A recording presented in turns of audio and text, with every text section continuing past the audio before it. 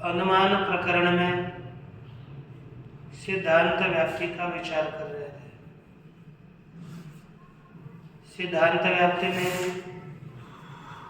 प्रतियोगी व्यधिकरण इस पद का परिष्कार किया। प्रतियोगी अधिकरण हेतु अधिकरण वृत्ति भावी प्रतियोगिता अवच्छेदकव्य अवच्छेदन साध्य समानाधिकरण व्याप्ति। इस तरह से परिष्कार करके पुनः प्रतियोगी कैसा होना चाहिए, प्रतियोगिता अवच्छेदक अवच्छिन्न होना चाहिए और किस संबंध से उसका अभाव लेना है, साध्यता अवच्छेदक संबंध है ना, प्रतियोगी का अनधिकरण चाहिए। यह सब कुछ बताया गया। अब उसके पश्चात आगे का विषय आरंभ होगा। तो देखिए पूर्व पक्ष कहता है ननु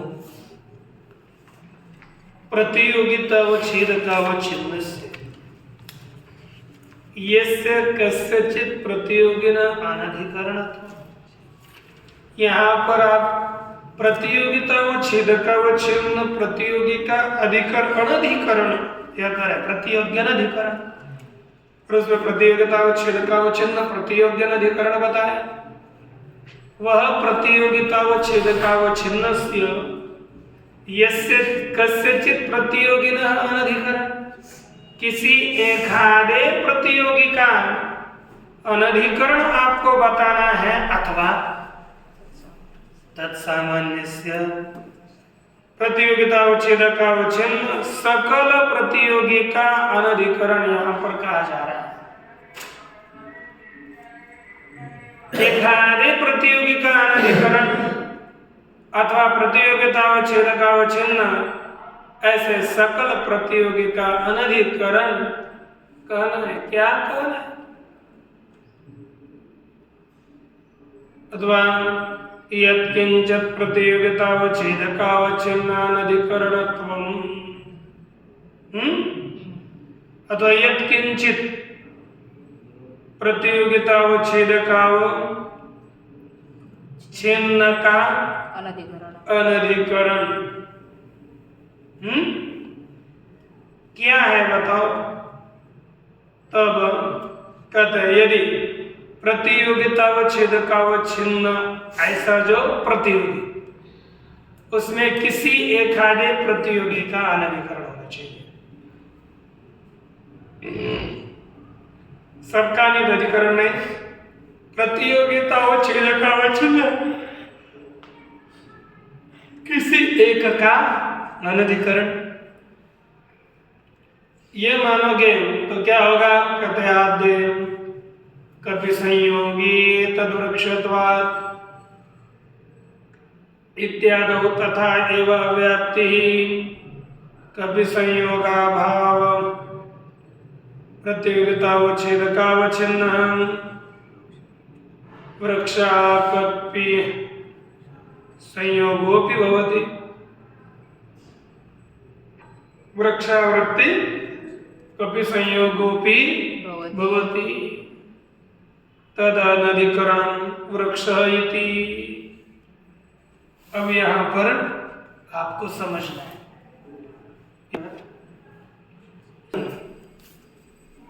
देखो जिस किसी का एक हाथे का अनधिकरण हेतु अधिकरण होना चाहिए।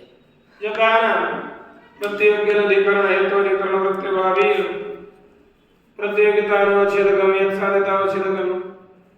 इसमें प्रतियोगी सकल नहीं, एक आधा उसका भावना जैसे कभी संयोगी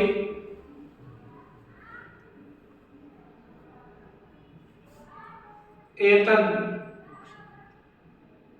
वृक्षत्वात् क्या है? कपि संयोगी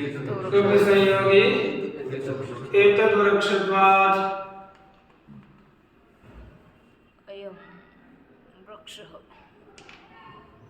ऐसी स्थिति। यहाँ पर क्या है ना,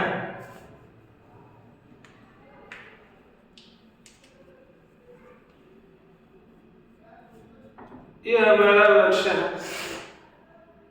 इसमें यहाँ कपि संयोग है,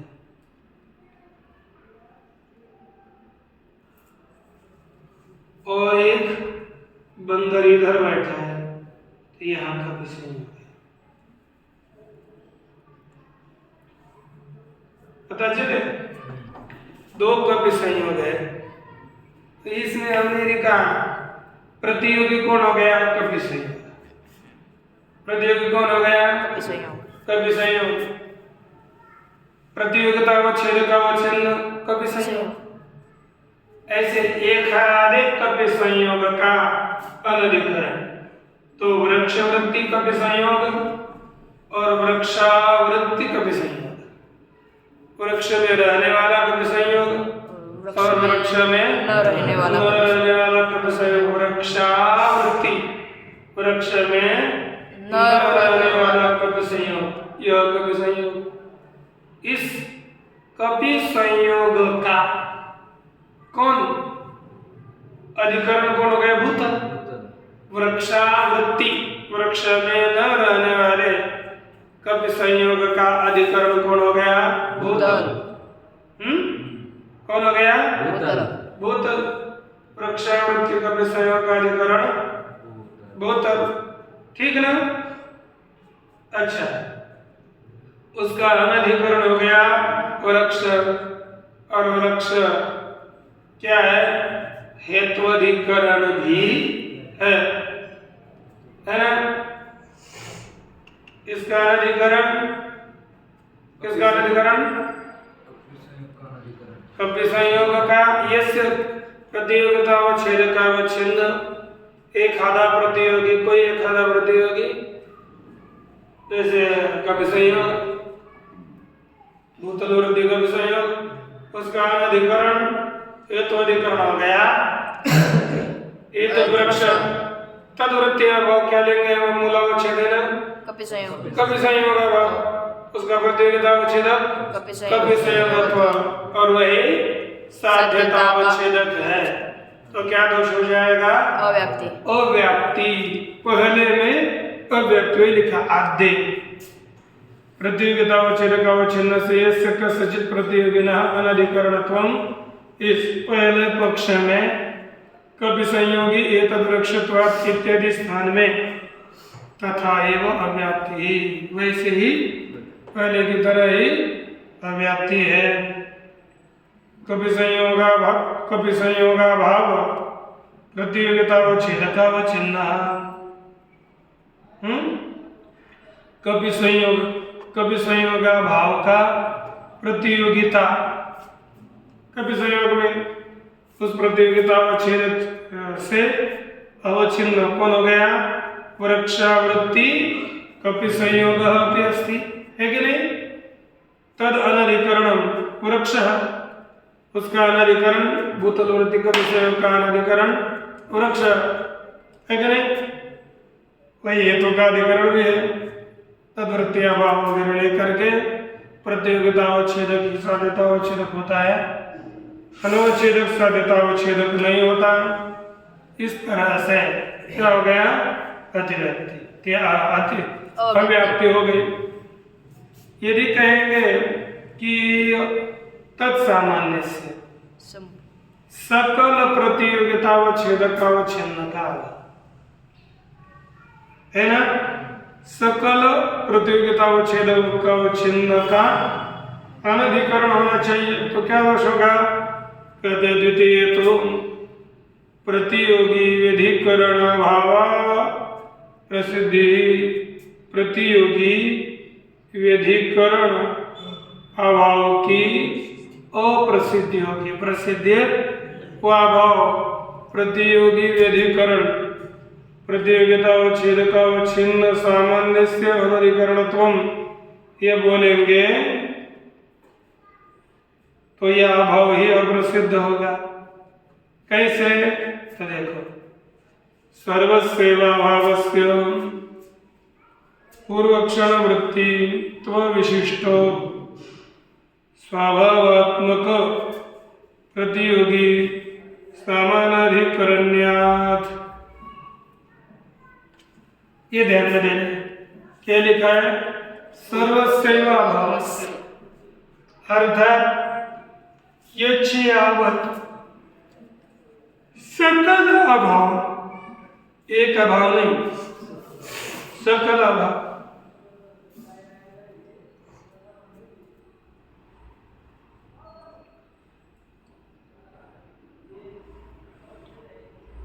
अभाव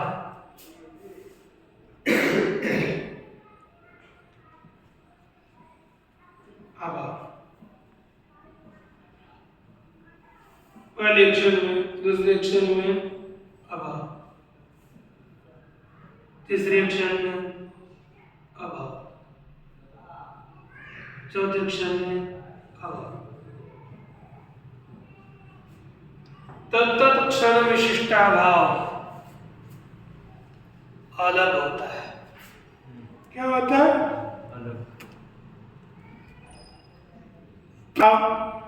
द्वितीय क्षण विशिष्टाभाव, तृतीय क्षण विशिष्टाभाव, चतुर्थ क्षण विशिष्टाभाव, या अभाव क्षण अलग हो गया तो अभाव चिन्ह हुआ। तो देखो, जैसे हमने घटा भाव लिया, घटा भाव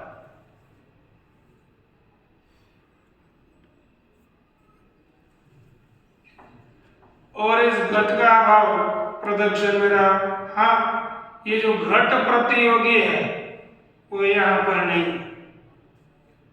घट रूपी प्रतियोगी तो नहीं, तो अर्थात घट रूपी प्रतियोगी का अनधिकरण बन जाएगा, ये भूतल वगैरह, है ना, वृक्ष आदि बनेंगे।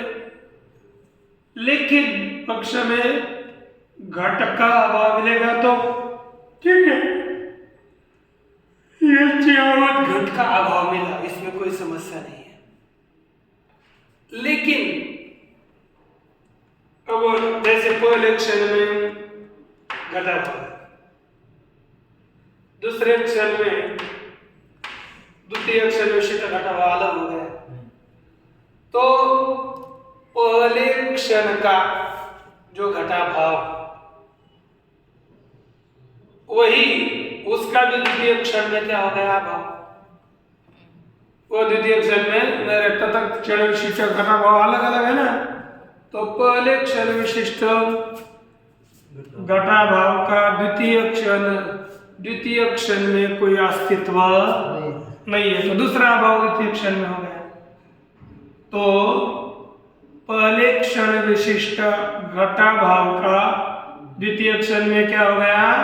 अभाव, तो उसका प्रतियोगी कौन हो जाएगा? पहले क्षण में रहने वाला अभाव, द्वितीय क्षण में रहने वाले अभाव का पहले क्षण में रहने वाला अभाव कौन हो जाएगा? प्रतियोगी। तो वो पहले क्षण वाला अभाव भी कह रहा था भूतल में, और द्वितीय क्षण में रहने वाला अभाव भी कह रहा था भूतल में, तो पहला अभाव प्रतियोगी, द्वितीय अभाव घट, और सकल के अंतर्गत इस अभाव का घट भी तो प्रतियोगी है, लेकिन पहला अभाव भी प्रतियोगी है। तो सकल प्रतियोगी के अंतर्गत जो पहले क्षण में रहा घटा भाव वो भी प्रतियोगी माना जाएगा, और वो कह रहा है भूतल में, अभाव भी कह रहा है भूतल में, तो सकल प्रतियोगी का व्यधिकरण अभाव नहीं बन पाएगा, तो अभाव ही प्रसिद्ध नहीं होगा, तो आगे लक्षण नहीं जाएगा, तो क्या होगा? असंभवी जैसा अभिव्यक्ति हो जाएगी। तो देखो, द्वितीय पक्ष में प्रतियोगी व्यधिकरण अभाव प्रसिद्धि, प्रतियोगी का व्यधिकरण जो अभाव, उस अभाव की प्रसिद्धि नहीं है। कैसे देखो? सर्वस्यैव अभावस्य, अर्थात सभी अभाव पूर्वक्षण वृत्तित्व विशिष्टस्य, विशिष्ट कौन? स्वभावात्मक, यानी खुद का अभाव रूपी जो प्रतियोगी है ना, स्वयं का है अभाव रूपी प्रतियोगी समानाधिकरण वाले ही अभाव होते, प्रतियोगी विधिकरण वाले अभाव नहीं होते, इसलिए अव्याप्ति हो जाएगी।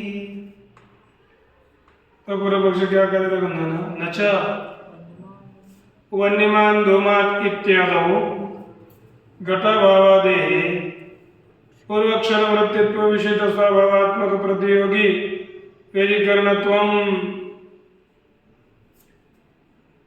यद्यपि पर्वतादेः कहते कि अहो वन्यमान धूमात इत्यादि स्थल में, कौन सा स्थल है? वन्यमान धूमात। यहाँ पर घटाभाव है, कौन? घटाभाव इत्यादि में पूर्वक्षण वृत्तित्व विशिष्ट, कौन? पूर्वक्षण वृत्तित्व विशिष्ट स्वभावात्मक, कैसा? उनके अभाव रूपी प्रतियोगी का व्यधिकरण है।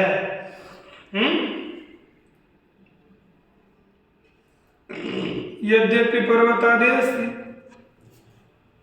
घटाभाव है ना, हमने लिया वो पूर्वक्षण वृत्तित्व विशिष्ट स्वभावात्मक, कौन? प्रतियोगी ने घटाभावात्मक प्रतियोगी, उसका व्यधिकरण पर्वतादियों में है। कहे तथापि, ऐसा यद्यपि होने पर भी है, तथापि साध्यता और छेदक संबंध है ना, किस संबंध से प्रतियोगी आदि का व्यधिकरण होना चाहिए? साध्यता और छेदक संबंध है ना, तत्प्रतियोग्यानधिकरणत्वम् अस्तु एव। साध्यता व छेदक संबंध से प्रतियोगी का अनधिकरण होना चाहिए इति। कथम प्रतियोगी व्यधिकरणाभाव प्रसिद्धि, प्रतियोगी व्यधिकरण अभाव की अप्रसिद्धि कैसे होगी? अर्थात प्रतियोगी व्यधिकरण अभाव की अप्रसिद्धि नहीं होगी। घटाभावो वन्यभावः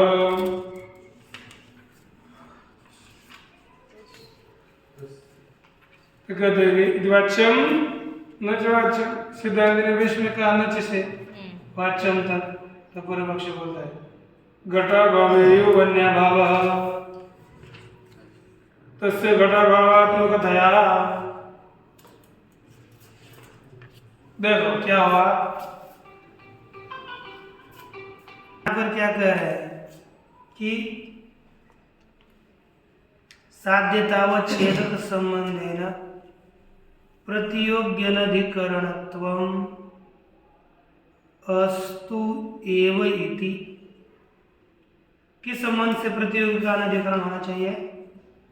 साध्यता व छेदक संबंध से प्रतियोगी का अनधिकरण होना चाहिए। कथम प्रतियोगी व्यधिकरणाभावा प्रसिद्धि, वे प्रतियोगी व्यधिकरणाभाव की अप्रसिद्धि कैसे होगी? यदि वाच्यम अर्थात प्रतियोगी व्यधिकरणाभाव की प्रसिद्धि होगी, ये सिद्धांति का मानना है। और पूर्व पक्षी का मानना है प्रतियोगी व्यधिकरणाभाव की प्रसिद्धि नहीं होगी। तो वो पूर्व पक्षी बोल रहा है घटाभावे क्या हो गया, हमने पूर्व तो धूमवान वन्य,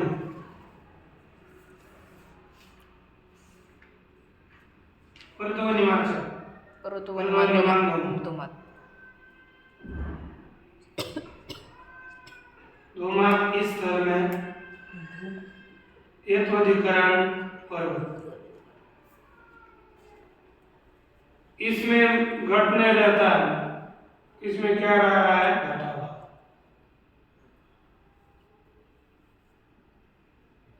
क्या रह रहा है? घटाभाव। घटाभाव और अभाव किम रूप होता है? अधिकरण रूप। तो ये घटाभाव किम रूप हो गया? पर्वत रूप। पर्वत रूप हो गया। तो घटाभाव किम हो गया? हेतु का अधिकरण बन गया कि नहीं? घटाभाव पर्वत रूप, पर्वत हेतु का अधिकरण है। पर्वत किसका? इधर ध्यान दे दो, मैं इधर हूं। पर्वत किसका अधिकरण है? हेतु का माने हेतु कौन है? धूम का अरे आप घटा भाव का बुद्धिमान प्राणी। हेतु कौन है? धूम। तो उसका अधिकरण कौन हो गया? पर्वत। और घट, उसमें हमने क्या भाव ले लिया? घटा भाव। घटा भाव। तो घटा भाव में किम रूप है? अधिकरण रूप होता है। तो घटा भाव किम रूप हो गया? पर्वत रूप हो गया। किम रूप हो गया? पर्वत रूप हो गया। पर्वत रूप हो गया, पर्वत से अलग नहीं रहा। तो घटा भाव हेतु का अधिकरण भी बन गया क्योंकि उसको पर्वत रूप मान करके हेतु अधिकरण हुआ। अब देखो मुझे बताओ, वन्य कहाँ रहती है? वन्य पर्वत पर्वत में। कहाँ रहती है? पर्वत में घटा भाव में रहती है। नहीं। हाँ रहते घटा रहती घटा भाव में वन्य रहती है। कहाँ, किस में रहती है? पर्वत में। घटा भाव में रहती है? नहीं, घटा भाव में नहीं रहती। पर्वत का वन्य का अधिकरण कौन है? पर्वत पर्वत का भाव अधिकरण है। भाव किसका अधिकरण हो सकता है? नहीं। तो देखो, अब वन्य संयोग सम से कहाँ रहती है? पर्वत में संयोग सम से अनधिकरण कौन हो गया?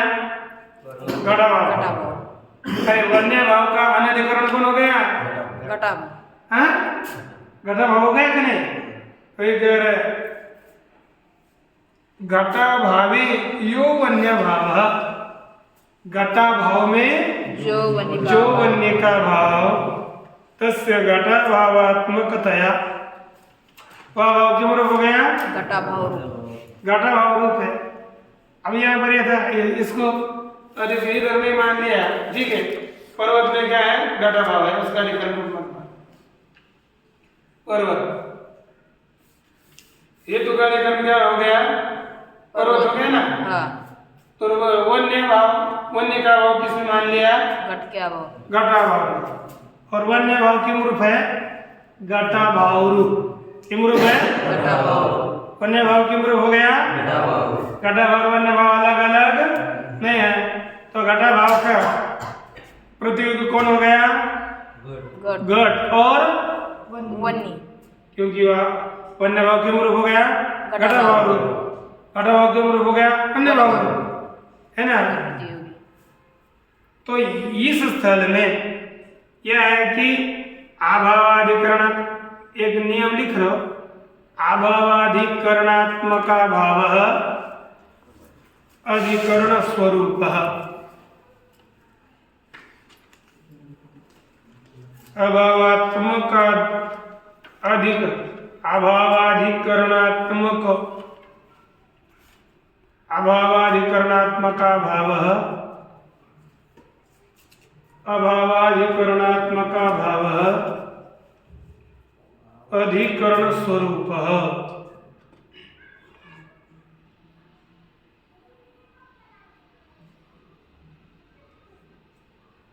अभावात्मक अधिकरण क्या? अभावाधिकरणात्मक भाव अभावात्मकाधिकरण भाव अधिकरण स्वरूप। अभावात्मकाधिकरण अभावाधिकरणात्मक भाव अधिकरण स्वरूप। अधिकरण स्वरूप। आणि अभाव है अधिकरण जिसका, अभाव है अधिकरण जिसका, ऐसा अभाव किम रूप होता है? अधिकरण रूप होता है। एक नियम है। तो अभाव कौन हो गया? घटा भाव। अभाव अधिकरण है जिसका, ऐसा भाव कौन? वन्य भाव। वन्य भाव। तो वन्य भाव किम रूप माना जाएगा? घटा भाव रूप। तो वन्य भाव और घटा भाव अभाव एक हो गए। तो उस घटा भाव रूप वन्य भाव के दो प्रतियोगी हो गए। वन्य और घट। कौन? एक वन्य और दूसरा घट। क्या हो गया? वन्य और दूसरा घट। और वही घटा भाव हमने क्या कर लिया? पर्वत में। कहाँ ले लिया? पर्वत में। हो गया ना। तो हेतु प्रतियोगी हो गया हमारा घट, प्रतियोगी अधिकरण हेतु अधिकरण पर्वत। और उस पर्वत में रहने वाला भाव जो घटा भाव, तो उस घटा भाव के कितने प्रतियोगी हो गए? दो। एक वन्य और घट। प्रतियोगितावच्छेदक दो, वन्यत्व और घटत्व। अनवच्छेदक साध्यतावच्छेदक हो गया? नहीं हुआ, क्योंकि वन्यत्व प्रतियोगितावच्छेदक ही हुआ। इस तरह से क्या हो जाएगी? पुनर्व्याप्ति। अव्याप्ति हो जाएगी। देखो, घटा भाव, वन्य भाव को घटा भाव रूप मान करके अव्याप्ति दी, वैसी हो नहीं रही थी, लेकिन वन्य भाव को किम रूप माना? घटा भाव रूप माना और पर्वत में ग्रहण करके उसको प्रतियोगितावच्छेदक ही साध्यतावच्छेदक बनाया। अनवच्छेदक साध्यतावच्छेदक नहीं बना तो क्या हो गई? अव्याप्ति। अव्याप्ति ही। वही लिखा, घटा भावात्मकतया घटा भावस्य वन्यरपि प्रतियोगी तद अधिकरणंच पर्वतादि। उसका अधिकरण क्या होगा? पर्वत। इति एवं क्रमेण प्रतियोगी व्यधिकरणस्य अप्रसिद्धत्वात्। अब देखो, यह अव्याप्ति का प्रश्न है। प्रतियोगी व्यधिकरण प्रसिद्ध है क्योंकि घटा भाव का प्रतियोगी दो हो गया, घट और वन्य। तो वन्य का अधिकरण कौन हो गया? पर्वत। और उसका अभाव भी पर्वत में होने का, तो प्रतियोगी व्यधिकरण अभाव, अर्थात घटा भाव के प्रतियोगी दो, घटा भाव पर्वत में रहा लेकिन उसके प्रतियोगी दो बन गए, वन्य और पर्वत। तो पर्वत थे वन्य और घट, तो वन्य रूपी प्रतियोगी के अधिकरण में ही घटा भाव रहा। इसलिए प्रतियोगी व्यधिकरण यहाँ पर समस्त, अर्थात जितने बन सकते हैं प्रतियोगी, उन समस्त यच्चयावत प्रतियोगियों का व्यधिकरण, हेत्वाधिकरण ऐसा कहोगे तो क्या दोष होगा? अव्याप्ति। अव्याप्ति होगी, यह कहा गया। ठीक ना? यदि घटा भावादो